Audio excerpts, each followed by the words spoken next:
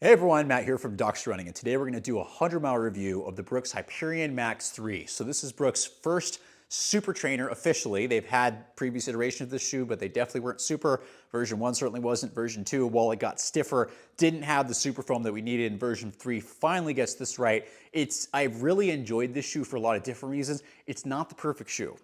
There's things that definitely don't work for me. So as always, the purpose of the review is not only go, hey, how does this thing last over 100 miles, but also help you figure out, is this shoe right for you, or there's things that maybe might make you look elsewhere. So as always, we're gonna start off in my men's size 10 measurement. So my men's size 10, this is coming in at 296 grams, or about 10.5 ounces. Stack height is definitely really tall, 45 millimeters in the heel, 37 in the forefoot for an 8 millimeter drop. And I'm actually really enjoying the midsole on this shoe. It's the first time we've seen in one of their trainers the DNA Gold. DNA Gold's been in their lineup for a bit. It's been in the Hyperion Elite 4PB, which I and our team never tried. We might get to try the Hyperion Elite 5. We'll see about that. But DNA Gold's great. It is truly PIBA. I really have not liked DNA Flash 2 or any of the iterations. I've never found them that bouncy. I know it's nitrogen infused foam, but it's not really been that like, oh, high performance shoe. And this is the first time in a non-racing shoe we've seen Brooks go a really high performance shoe that's doing very, very well. I think the DNA Flash and DNA Gold work really well together. They've also held up super well. The ride really hasn't changed over the entire period, over this 100 miles. It's still got a lot of bounce to it. It makes the shoe feel a lot lighter than the 10.5 ounce, which is definitely on the heavier end for some of the super trainers out there. It's not the heaviest shoe, which some of them get up to 10.8, 11 ounces. This is kind of in the middle range, so it's not the lightest, it's not the heaviest, but the DNA Gold has a lot of bounce. It's a nice, softer feel underfoot that's firmed up a little bit by the nylon plate and balanced out really well, but it really doesn't matter what pace you're going. If you're doing an easy run, if you're doing a workout, a lot of people may find this to be an excellent marathon shoe, which I know we're going to say stack height's not legal, but those of us that would be using it as a marathon shoe, we're not competing, okay? We're competing against ourselves for our own personal stuff, but we're not competing on a high level, so don't worry about that legal stuff. It's gonna be fine. It's got plenty of bounce. It probably excels most for me over long run distances. The heel bevel is the best probably bevel I think I've felt in a Brooks shoe thus far. Super smooth heel transition. It is beveled slightly lateral, so it takes you a little bit this way, so you have a little bit of heel lateral sensitivity. Be aware. If you need some medial stability in the heel, this is actually gonna do really well. As it transitions forward, very, very smooth ride.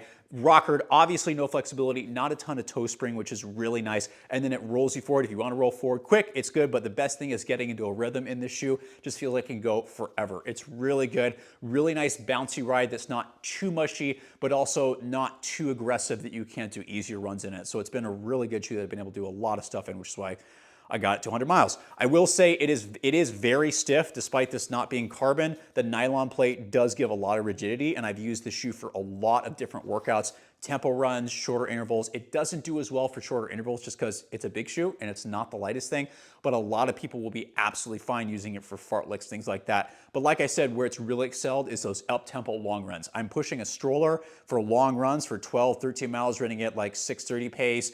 And I'm glad to have this shoe because I don't get that carbon fiber super shoe like, oh, my feet are getting beat up, and it's got that training ability to kind of do a lot of different things. So it's been really good. My only knock on the midsole, even though it's the best midsole I think I've felt from Brooks so far, is this medial cutout is not stable. I can handle neutral shoes for a while, and like I said, the heel has some mild medial stability in it. But this cutout is really noticeable, especially if I'm turning and as I get tired, I'm pitching over the medial side of that shoe. So if you have medial midfoot stability needs, this is not going to work for you. I can handle it up to like 10 to 12 miles. I really can't do much more in that for that reason because of this. So it does save weight. Brooks, I'd really suggest instead of cutting this out medial like Hoka has done, do it centrally. It's a lot better and it centers the shoe a lot more rather than having bias in one direction. Just makes it a lot easier for that. So that's my only knock on the shoe. The forefoot's really nice and stable. There is some flare there, a lot of stiffness up front. So if you have mild forefoot stability needs, you're gonna be fine, but just medial midfoot stability needs, you're gonna struggle. So not the best option. Well, it's not terrible. If you get up to speed, it'll roll you forward, but it's still not great. So that's probably my only knock on the midsole. Outsole is actually holding up really well. I know people are going to go, if you don't know my history of how I tear up shoes, you're going to go, oh my gosh, it's only 100 miles. I'm really hard on shoes. I haven't ripped this off. I started noticing I think it was gonna come off early, but it hasn't.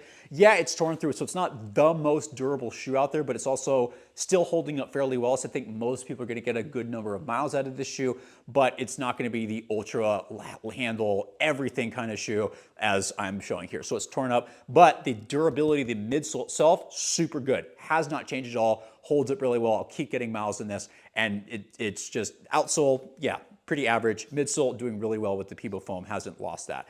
The uppers where things get a little bit meh, where it's like, I think a lot of weight could be taken out from this. It is a knit upper, so, and it fits very snug, and people that have narrow feet are gonna do well with this shoe. People that have maybe want a more snug and low volume fit, because that's how it fits from the midfoot all the way down to the forefoot in the heel, fits very snug and low volume. It's secure, which is nice. I don't have to tie the laces, which there's a lot of padding here under the top of the foot, or under the laces, which people that get lace bite, this shoe is gonna do really, really well for you because you're not gonna get the laces pushing on there. But it's so snug, you don't really need this. So the upper feels a lot thicker than it actually is, and it needs to be, but it is secure. So lower volume feet are gonna do really, really well. Not super breathable either, so it can get a little warm, so watch out for high temperatures. And the heel, stiff heel counter, a ton of padding in the rear foot. So secure, locks you in well. Just make sure you're not somebody that has a sensitive heel, because what has bothered me is the collar cushioning right here kind of sits over on top of the Achilles. So people that have some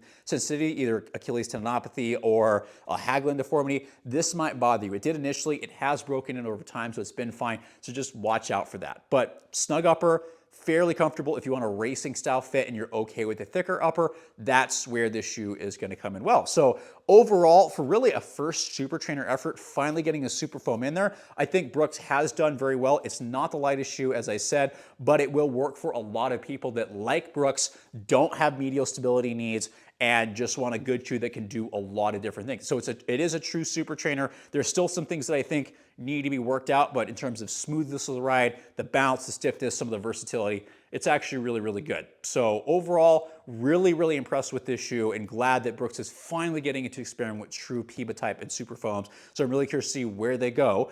I'm curious though, if you've tried this shoe, or if you've tried the Hyperion Elite 4 PB, what do you think of DNA Gold? I'm curious, it kind of feels more OG Peebo, where some of the newer foams kind of feel like, is this the same?